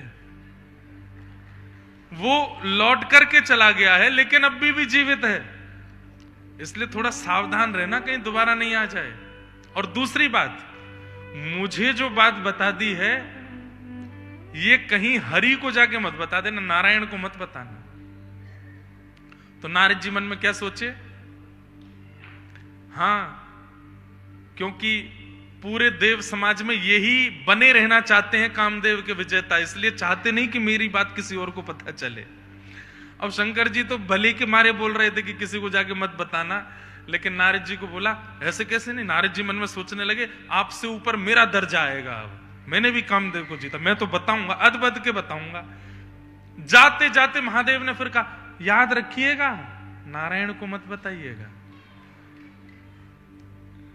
नारद जी बोले ठीक है। वो सीधे वहां से क्षीर सागर में ही गए। नारायण नारायण नारायण करताल बजाते हुए जैसे पहुंचे, ठाकुर जी शेष शैया पर पड़े थे। और दिन तो ठाकुर जी पौड़े ही रहते थे, नारद जी आके प्रणाम करते थे, लेकिन आज ठाकुर जी उठे और उठ करके शेष नाग से नीचे उतर करके नारद, लक्ष्मी जी बोली कहां जा रहे? नारद जी आए हैं, लेके आता हूं। बोले नारद जी तो पहले भी आए हैं, आप पहले तो कभी नहीं उठे, आज क्यों उठ रहे हैं? बोले कि बीमार को सहारा देने जाना पड़ता है बीमार हो गए हैं। आइए आइए आइए नारद जी आओ विराजो। बैठ गए नारद जी। कहिए कैसे हैं आप? बस अच्छा हूं, थोड़ा टैनिंग हो गई है धूप में बैठे थे ना, तपस्या कर रहे थे। अभी हम मुक्तिनाथ होके आए ना, वहां टैनिंग हो जाती है, लोग काले पड़ जाते हैं, कांचरी उतरती है, ऐसे खाल निकलती है। ये इतनी तेज धूप की रोशनी पड़ती है पहाड़ों पे। अच्छा कहां गए थे? तपस्या कर रहा था हिमालय पर। कामदेव आया था भगवान, बहुत प्रयास किया, लेकिन सब आपकी दया है, आपकी कृपा है, तस्से मस नहीं हुआ मैं। कामदेव को जीत लिया। ठाकुर जी लक्ष्मी जी की ओर देखे। लक्ष्मी जी बोली हाँ बीमार तो हैं, क्या अपनी तपस्या का अभिमान आ गया है? ठाकुर जी बोले बहुत बढ़िया, कामदेव को जीत लिया आपने? बोले हाँ। चलो अच्छा है, ऐसी विजयी रहिएगा। ठीक है। जैसे ही निकले हैं क्षीर सागर से बाहर, एक नई नगरी का निर्माण भगवान ने अपनी माया से कर दिया। उस नगरी, वो इतनी सुंदर नगरी, नारद जी वहां देखने लगे, इतने सुंदर सुंदर लोग, कहीं बंधन बार बंध रहे हैं, ढोल नगाड़े बज रहे हैं। नारद जी महाराज बोले भैया ये कौन सी नगरी है? नगरी का नाम बताया। बोले क्या हो रहा है? बोले यहाँ के राजा हैं, उनकी राजकुमारी का स्वयंवर होने वाला है। तो नारद जी बोले चलते चलते राजा को भी बता चलूं कि मैंने कामदेव को जीता। राजा के पास गए, राजा ने खूब स्वागत किया, अपने सिंहासन पर बैठा दिया। नारद जी महाराज ने बताया हम तपस्या करके आए हैं, कामदेव को जीता है, आदि आदि सब बात। मेरी बेटी का स्वयंवर है, आप उसको आशीर्वाद दे दीजिए। हाँ हाँ बुलाओ। विश्व मोहिनी आओ प्रणाम करो। जैसे ही विश्व मोहिनी आई, उसका रूप देख करके नारद जी महाराज बोले हम भी कुआरे हैं, अगर हमसे ही ब्याह हो जाए तो। बोले नहीं, मन में सोचने लगे ठाकुर जी की माया बड़ी प्रचंड है भैया, कभी अभिमान मत कर लेना। आपने अगर आज सोच लिया आज मैं 4 घंटे एक आसन पर बैठ करके भजन किया, अगले दिन एक आसन में बैठ नहीं पाओगे। कभी अभिमान मत करो, जो हो रहा है उनकी कृपा है बहुत बड़ी। विश्व मोहिनी आई, वो तो आकर के पैरों में ही देख रही है, नजर उठा के देख भी नहीं नारद जी को। नारद जी समझ गए मैं संत भेष में हूं, इसलिए इसकी मेरे प्रति श्रद्धा नहीं बन पाएगी पति वाली, मैं रुको आज करता हूं। तो नारद जी बोले ठीक है कल हम स्वयंवर में आएंगे। नारद जी दौड़ करके फिर से क्षीर सागर में गए, भगवान से जाके बोले आपके इतने नाम मैंने गाए हैं, इतनी कृपा, आपका इतना भजन मैंने किया, आज तक मैंने कुछ नहीं मांगा, आज मुझे एक चीज चाहिए। भगवान बोले मांगो, क्या चाहिए? मांगो नारद। बोले अपने जैसा रूप मुझको दे दो। भगवान बोले इतनी सी बात, क्यों चाहिए वैसे? बोले वो विश्व मोहिनी का स्वयंवर है, हम भी सोच रहे हैं घर गृहस्थी बसा लें। भगवान लक्ष्मी जी को देखे कामदेव जीता है इन्होंने। लक्ष्मी जी बोली ठाकुर जी बड़ी प्रचंड माया है आपकी, क्या खेल कर रहे हो? बोले देखो कोई बीमार हो जाए तो उसका इलाज करना चाहिए ना, इलाज ही चल रहा है, जाओ तथास्तु। इतनी सी बात, अपने जैसा रूप दे दिया हमने, जाओ। नारद जी महाराज गए। यहां शंकर जी ने भी अपने 2 गण भेज दिए थे। बोले तुम भी जाकर के नारद जी को ऐसा विश्वास दिला दो कि वो बहुत सुंदर है। नारद जी जाकर के एक राजकुमार का भेष धारण करके उस स्वयंवर में बैठ गए। पीछे वो दो गण बैठ गए शंकर जी के, और वो आपस में बात कर रहे हैं, भाई भले ही इतने राजा आए हैं यहां पर, लेकिन विश्व मोहिनी ये आगे जो बैठे इन्हीं के गले में डालेगी माला। अरे तू आंख तो देख कैसे कमल जैसे नेत्र हैं, इनकी जुल्फियां तो देख कैसे बिल्कुल रेशमी बाल हैं इनके। नारद जी बीच बीच में ऐसे कर रहे हैं। बीच में वो दो दो गण कह रहे हैं, अरे इनकी तन से ऐसी अद्भुत सुगंधी आ रही है, क्या बताऊं कितनी अद्भुत है। मेरा तो स्वयंवर से जाने का मन कर रहा है, बस एक चीज चाहिए कि इनका चित्र बनवा के घर में रख लूं। इतने सुंदर, मतलब इतने चढ़ा दिए नारद जी। नारद जी को लगने लगा कि मैं हरि रूप में ही आया हूं। जब बारी आई स्वयंवर की, विश्व मोहिनी आई माला लेकर के सब जगह घूम। जिस पंक्ति में नारद जी बैठे थे उस पंक्ति की ओर जब उसने देखा, और जैसे ही नारद जी को देखा तो गुस्सा हो गई। अपने पिता से बोली, इन लोगों को किसने बुलाया यहां पर, और उस पंक्ति में ही नहीं गई, सब जगह घूमती रही। नारद जी बोले, इसको मैं दिख नहीं रहा हूं। पीछे से गण भी कहें, अरे हमें लगता है भीड़ भाड़ में नारद जी ये आगे जो बैठे हैं ये दिख नहीं रहे हैं विश्व मोहिनी को, नहीं तो इनके गले में वरमाला डाल दे। तो नारद जी थोड़े उचकने लगे, थोड़े खड़े से हो गए, ने हम दिख जाएं। एक आध बार और विश्व मोहिनी को दिखे तो उसने और ऐसे झटका दिया मानो जैसे देखे ही नहीं। इतने में ही क्षीर सागर के राजा साक्षात भगवान नारायण, आहा अद्भुत दुल्हा का रूप धारण करके अद्भुत छटा के साथ उनका प्रवेश जैसे ही हुआ, पूरी सभा डगमगा गई। विश्व मोहिनी ने जाकर के उनके गले में ही माला पहना दी और विवाह हो गया। जैसे ही जयमाल हुई, नारद जी महाराज के तो सारे अरमानों पे पानी फिर गया। ये क्या हुआ, मुझे अपना रूप देकर के खुद आए, आकर के माला पहन गए। नारद जी ने पीछे देखा तो वो दोनों गण हंस रहे थे। नारद जी बोले, हंस क्यों रहे हो? बोले, सभा में आने से पहले एक बार दर्पण तो देख आते। बोले, तुम तो कह रहे हो मेरी जुल्फियां बहुत अच्छी, आंख बहुत अच्छी, नाक बहुत अच्छी। बोलो, वो तो हमें ऐसे व्यंग में बोल रहे थे, एक बार जाके अपना रूप तो देखो। जैसे ही जाकर के नारद जी ने एक सरोवर में अपना रूप देखा तो बंदर का सा मुख था नारद जी का। क्रोध में भर गए। तभी भगवान आ रहे थे विश्व मोहिनी के साथ, श्राप दे दिया। बोले, एक बार एक रूप मांगा आपसे और आपने मुझे बंदर का मुख दे दिया, और आकर के जिससे मैं विवाह करना चाहता था स्वयं विवाह कर लिया। मैं श्राप देता हूं, जिस प्रकार एक युवती का विरह मुझको हुआ है, ऐसी आपको पत्नी के विरह में रोना पड़ेगा।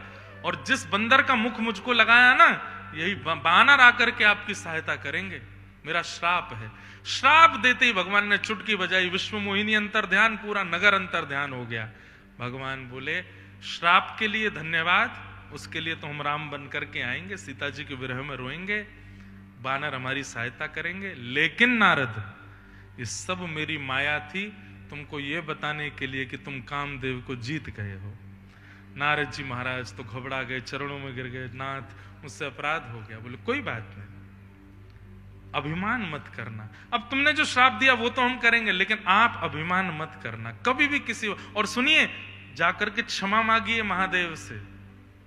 आपने उनको अपने आप से नीचा समझा। नारद जी गए महादेव से जाके क्षमा। ये सब वैसे तो नारद जी के मन में कभी ऐसा नहीं आ सकता, ये सब ठाकुर जी को लीला करवानी थी कि ताकि किसी भी रूप में हम राम के रूप में आवे, उसका कोई योजना तो बने। तो एक कारण ये भी माना गया। तो ये ठाकुर जी की माया है भैया। जैसे चल रहा है, जो चल रहा है चलने दीजिए। कभी अहम मत कीजिए, कभी अभिमान मत कीजिए, कभी उसका गौरव मत कीजिए, कभी फूलिए मत। क्योंकि ठाकुर जी चाह रहे हैं तो आप व्यासपीठ पर बैठे हो, ठाकुर जी चाह रहे हैं तो आपका यश हो रहा है, ठाकुर जी चाह रहे हैं तो आप कथा सुन रहे हो, ठाकुर जी चाह रहे हैं तो आपका धन बढ़ रहा है। ठाकुर जी जिस दिन चाह जाएंगे मिट्टी में मिला देंगे, कुछ नहीं कर पाओगे। इसलिए भगवत प्रसन्नता में प्रसन्न रहो। चार्थे स्वविज्ञ स्वराट। भगवान अविज्ञ हैं, सब जानते हैं, उनको बताने की आवश्यकता नहीं, अनविज्ञ नहीं। और कैसे हैं? स्वराट, अपने प्रकाश से प्रकाशित रहते हैं। तेने ब्रह्म हृदय आदि कवये मुह्यन्ति यत्सूरयः। ब्रह्मा आदि देवताओं को भी जो अपने सुंदर रूप से, गुण से, कर्म से, ज्ञान से मोहित कर लेते हैं। तेजो वारि मृदाम यथा विनिमयो यत्र त्रिशर्गो मृषा। अग्नि, जल, वायु, आकाश आदि आदि ये पंच तत्व जिनके अधीन हैं। धामना स्वेन सदा निरस्तकुहकम सत्यम परम धीमहि। ऐसे परम सत्य परमात्मा को हम बारंबार प्रणाम करते हैं, बारंबार उनको वंदन करते हैं। ऐसे परम सत्य भगवान की हम बारंबार स्तुति करते हैं। धर्म प्रोजित कैतमोत्र परमो निर्मत्सराणाम सताम। वैद्यं वास्तवमत्र वस्तु शिवदं तापत्रयोन्मूलनम्। श्रीमद्भागवते महामुनिकृते किं वा परैरीश्वर सद्यो हृद्यवरुध्यते त्रिकृतभिः शुश्रूषुभिस्तच्छणा। भोपाली। धर्म प्रोजित कैतवोत्र परमो। श्रीमद् भागवत का विषय क्या है? हमारे चित्त में परम धर्म प्रकट होना। परम धर्म किसको कहते हैं? धर्म और परम धर्म में अंतर क्या है? भगवान की पूजा करना, सेवा करना, सुबह आरती करना, शाम को आरती करना, ये सब धर्म हो सकता है। हनुमान जी पर चोला चढ़ाना, शंकर जी पर जल चढ़ाना, दूध चढ़ाना, सब धर्म है। लेकिन इन सब के पीछे ये भावना रखना कि ये मेरे कुछ हैं, और उस भाव से उनको लाड़ लड़ाना, उनकी सेवा करना, उनके मनोरथ करना, उनका मुखोल्लास करना, ये परम धर्म है। धर्म और परम धर्म समझ रहे हैं? सुबह 5 बजे ठाकुर जी को जगाना है, ठाकुर जी का श्रृंगार करना है, आरती सेवा पूजा करनी है, ये सब धर्म है। लेकिन 5 बजे कैसे जगाना है? ठाकुर जी के आगे दिया जलाना है, हाथ में थोड़ा इत्र लगाना है, रजाई के भीतर हाथ दे के थोड़े चरण दबाने हैं, ठाकुर जी को मनाना है कि जय जय भोर है गई अनेक उठ जाओ। फिर ठाकुर जी को कभी सीधे हाथ पर करवट दे करके फिर थोड़ी भुजा दबा रहे हैं, फिर उल्टे हाथ पर करवट दे के फिर थोड़े से चरण दबा रहे हैं। ठाकुर जी को सुस्ताना है खूब अच्छे से, और फिर धीरे धीरे धीरे धीरे शुद्ध केसर युक्त बढ़िया अधोटा दूध लेके आना है। जय जय दूध आए गयो है, जय जय सामने आपके लड्डू धरो है, सूर्य नारायण निकसे आए हैं। अब वैसे तो पद हैं, ग्वालन के गलबंद छूटे डगर बन की लई, मोहन जागिए बल जई है। ठाकुर जी को जगा रहे हैं। उत्तिष्ठ उत्तिष्ठ गोविंद उत्तिष्ठ गरुणध्वज उत्तिष्ठ कमलाकांत त्रैलोक्यम मंगलम कुरु। हमारी परंपरा में ऐसे उठाते हैं ठाकुर जी को। उत्तिष्ठ उत्तिष्ठ गोविंद, गोविंद उठिए। उत्तिष्ठ गरुणध्वज, हे गरुण पर विराजमान होने वाले हे नारायण उठिए। उत्तिष्ठ कमलाकांत, हे लक्ष्मीपति उठिए। त्रैलोक्य मंगलम कुरु, आप जब उठेंगे तो तीनों लोकों का मंगल होगा नाथ। और ठाकुर जी उठ गए। उठने के बाद फिर ठाकुर जी को भोग लगाया, ठाकुर जी को कुछ पवाया, उसके बाद आरती कर रहे हैं। ग्रीष्म ऋतु है, गर्म ऋतु है, तो सुंदर जल को सुगंधित करके ठाकुर जी का अभिषेक कर रहे हैं। शिशिर ऋतु है, सर्दियां हैं, तो ज्यादा ठाकुर जी को स्नान नहीं करा रहे हैं, बस वस्त्र गीला करके गर्म पानी से थोड़ा थोड़ा पोंछ रहे हैं। अब इतना सूक्ष्म विचार करना कि सर्दी है, गर्मी है, क्या पहनाना, क्या ना पहनाना, कौन सा इत्र लगाना, ये सब परम धर्म है। क्यों? क्योंकि यहां आप सेवा नहीं, यहां प्रेम युक्त सेवा कर रहे हो। आपकी सेवा में विचार है, आपकी सेवा में भावना है, यही परम धर्म। और उस परम धर्म को सिखाने का सबसे पहला पाठ कौन सा है? श्रीमद् भागवत। धर्म प्रोजित कैतवोत्र परमो निर्मत्सराणाम सताम। इस परम धर्म का अधिकारी कौन है? बोले जिसके चित्त में मात्सर्य दोष नहीं है, ईर्ष्या नहीं है। मैं अधिकतर कथाओं में कहा करता हूं, सारे अवगुणों के साथ भगवत प्राप्ति हो सकती है, लेकिन ईर्ष्यालु को भगवत प्राप्ति नहीं होती। ईर्ष्यालु को कहीं ना कहीं स्वर्ग भी मिल सकता है, लेकिन भगवान नहीं मिलेंगे कभी भी। इसलिए अन्य के प्रति कभी ईर्ष्या मत करो। कोई आपका बुरा भी कर देता है तो आप मन से यही चाहो कि इसका भला हो, कोई बात नहीं, इसने ऐसा कह दिया कर दिया, हमारे मन में इसके प्रति कोई और विचार नहीं है। निर्मत सराणाम सताम। भजन का सबसे पहला लक्षण आपके अंदर जो घटित होगा वो यही होगा कि आपके अंदर मात्सर्य दोष खत्म हो जाए। बुरा मत मानिएगा, लोग काम जीत लेते हैं, क्रोध जीत लेते हैं, मोह जीत लेते हैं, लेकिन ईर्ष्या को नहीं जीत पाते। मैंने अनेकों के दर्शन किए हैं, ऐसे ऐसे महापुरुषों के दर्शन किए हैं। इन सब दर्शनों में कई ऐसे भजनानंदी लोगों से भी मिला हूं जिन्होंने काम तो जीत लिया, अन्न तो जीत लिया, मोह तो जीत लिया, क्रोध तो जीत लिया, लेकिन ईर्ष्या नहीं गई चित्त से। अभी भी ईर्ष्या करते हैं, ये बढ़ क्यों रहा है, ये उठ क्यों रहा है, इसका ऐसा क्यों हो रहा है, इसका नाश करो, इसको बर्बाद करो, इसको ये करो। गलत है। ईर्ष्या नहीं, ठाकुर जी को ईर्ष्या प्रिय नहीं। ईर्ष्या से बचो। वैद्यम वास्तवमत्र वस्तु शिवदम। अच्छा, ईर्ष्या नष्ट कैसे हो सकती है? तो इसमें एक श्लोक एकादश स्कंद में कहते हैं, खंबायु अग्निम सलिलम महिम च ज्योतिम से सत्वानि दृशो द्रुमादीन सरित समुद्रांश हरे शरीरम यत्किंच भूतम प्रणमेत अनन्यम।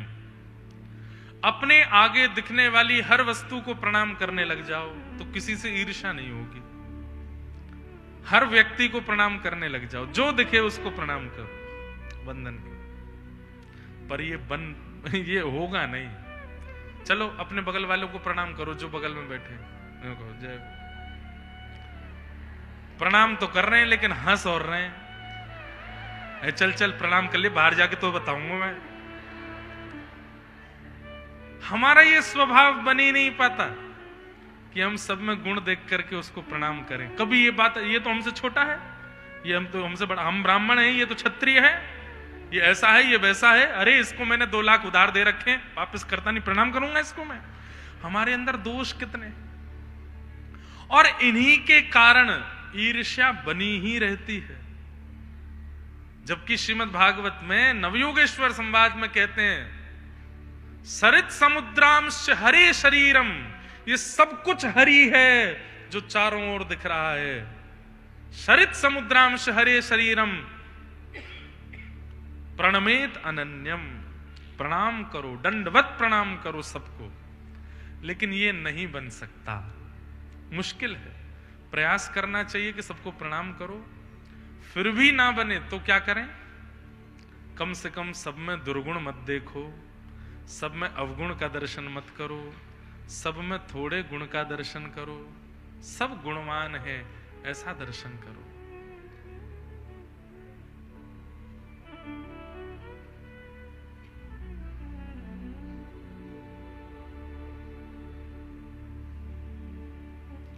गिरधर मारो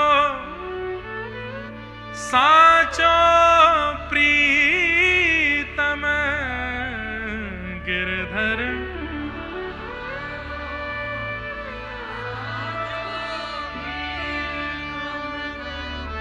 गिरधर मारो साचो प्रीतम, गिरधर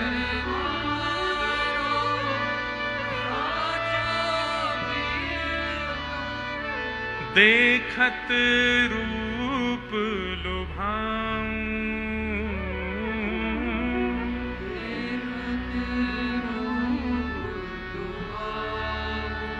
हाँ देखत रूप लुभाऊं, देखत। मीराबाई कह रहे हैं, मैं तो गिरधर के गुण गाऊं,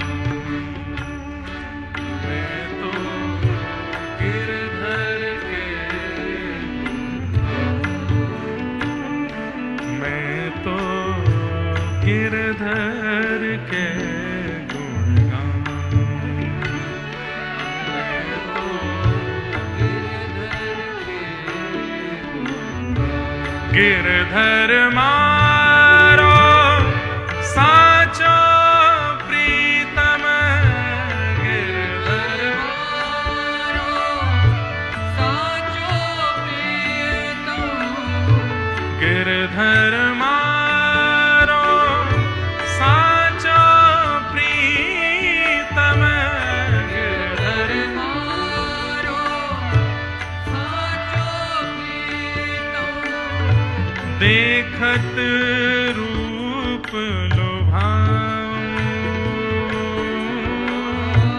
देखत ओ देखत रूप लुभाऊं, देखत रूप लुभायो, मैं तो गिरधर के मैं तो गिरधर के ओ मैं तो गिरधर के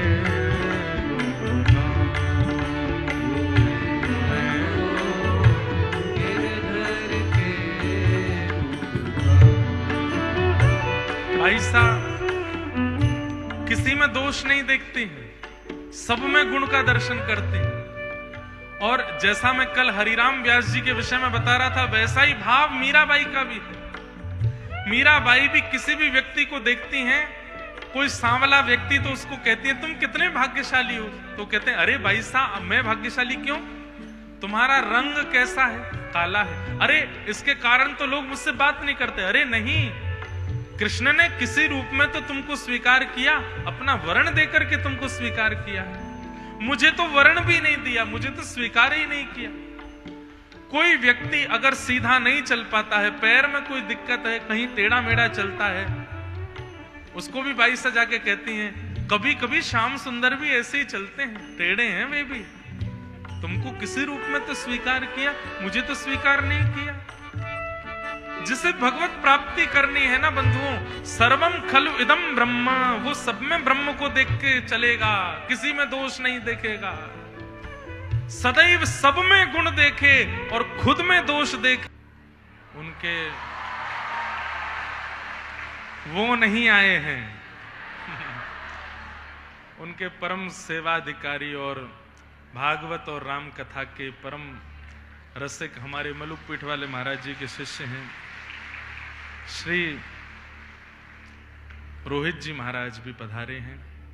साथ में हापुड़ से स्वामी यशवर्धनाचार्य जी महाराज भी आए हैं। आप दोनों महापुरुषों का बहुत बहुत स्वागत, अभिनंदन। रसिकों का आगमन, रसिकों का उपस्थित होना कथा में और आनंद का वर्धन करता है। निर्मत सराणाम सताम, इस विषय पर हम चर्चा कर रहे थे कि किसी के प्रति भी मात्सर्य दोष, ईर्ष्या की भावना मत रखो। हम बोलने वाले हैं कि किसी के प्रति ईर्ष्या की भावना मत रखो, पर हमारे प्रति कईयों की ईर्ष्या की भावना है।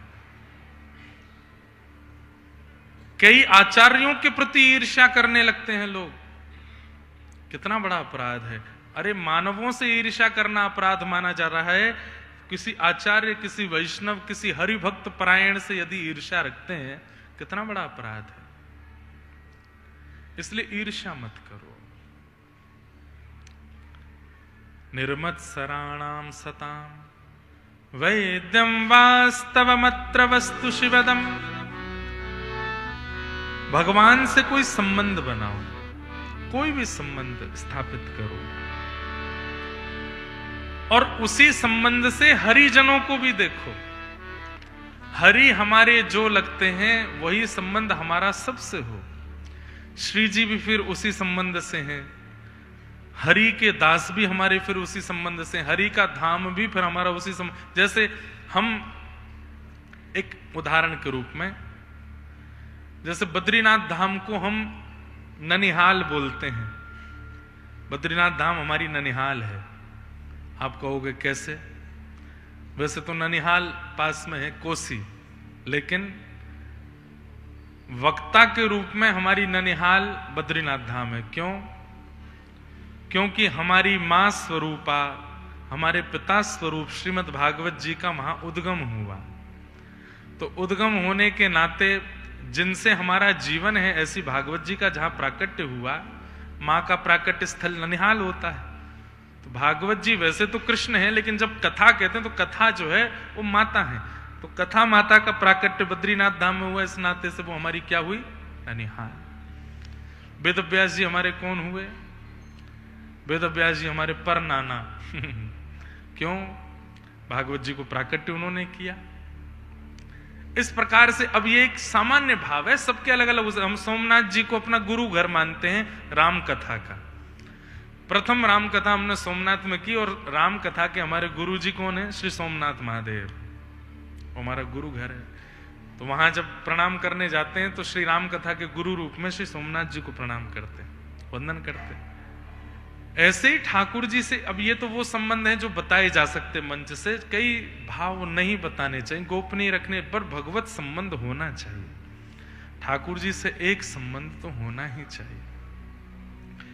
वैद्यम वास्तव मत्र वस्तु शिवदम। अगर कोई संबंध नहीं पता है तो श्रीमद् भागवत जी के आश्रय में आओ, भागवत जी कृपा करके संबंध प्रतिपादित करते हैं। ठाकुर जी से कोई ना कोई संबंध उचित बताते हैं। तापत्रयोन्मूलनम, 3 प्रकार के तापों का उन्मूलन करते हैं। कल भी मैंने इन विषय पर चर्चा की थी। आदि दैविक, आदि भौतिक, आध्यात्मिक तापों का नाश करती हैं भागवत जी।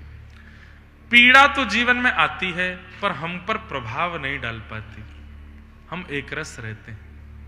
तापत्रयोन्मूलनम श्रीमद्भागवते महामुनि कृते किंबा परैरीश्वर सद्यो हृदय वरुध्यते त्रिकृत भी शुश्रूषुभिस्तच्छणात्। श्रीमद् भागवत कैसा ग्रंथ है? तो यहां पर व्यास जी कह रहे हैं कि कथा सुनने की इच्छा मात्र से हरि चित्त में आ जाते हैं। कथा सुनकर के क्या होगा वो नहीं बताया, कथा सुनने की इच्छा मात्र से हरि चित्त में आ जाते हैं, हरि हृदय में आ जाते हैं। ऐसी भागवत की कथा है। आप घर बैठे बैठे सोचो, फोगला में कथा चल रही, हम सुनने जाएंगे, तो ये इच्छा मात्र आपके चित्त में हरि को प्रकट कर देगी। सुनकर के क्या होगा ये तो सुनने के बाद पता चले, निरुध्यासन करने के बाद पता चले। इस वक्त आप सबके चित्त में हरि हैं, इस वक्त आप सबके चित्त में ठाकुर जी हैं, और 7 दिन जब तक कथा सुनोगे तब तक ठाकुर जी रहेंगे। लेकिन असली परीक्षा 8वें दिन से होती है। वो जो हरि चित्त में आए हैं वो सदा रहें, कभी जाए ना। मेहमान घर आया, 1 दिन को आया, 2 दिन रुक गया, 2 दिन को आया, 4 दिन रुक गया, 4 दिन को आया, 7 दिन रुक गया, लेकिन वो हमेशा के लिए नहीं रहता है। कब रहता है? जब उसे लगने लगे कि अब यही मेरा परिवार है, यही मेरा सर्वस्व है, यहां मेरी अनुकूलता है, यहां मैं रह सकता हूं, तो ही वो रहता है। ठाकुर जी आए हैं, अभी अतिथि बन के चित्त में बैठे हैं, पर वो अतिथि ना मान करके सदा के लिए चित्त में बैठ जाएं। मेरे प्रभु राधार मन मेरा साथ निभाना, मेरे प्रभु राधार मन मेरा साथ निभाना। दिल में बसे मेरे चोर प्रभु उनको निकालो, ये घर है प्रभु आपका अधिकार जमा लो। मेरे प्रभु राधा रमन मेरा साथ निभाना, मेरे प्रभु राधा। कितनी अच्छी पंक्ति है। दिल में बसे मेरे चोर प्रभु। चोर कौन है? काम क्रोध आदि आदि जो भी, जिससे भी हम संसार में फंसे, वो सब चोर हैं। दिल में बसे मेरे चोर प्रभु उनको निकालो, ये घर है प्रभु आपका अधिकार जमा लो। दत्तात्रेय भगवान 24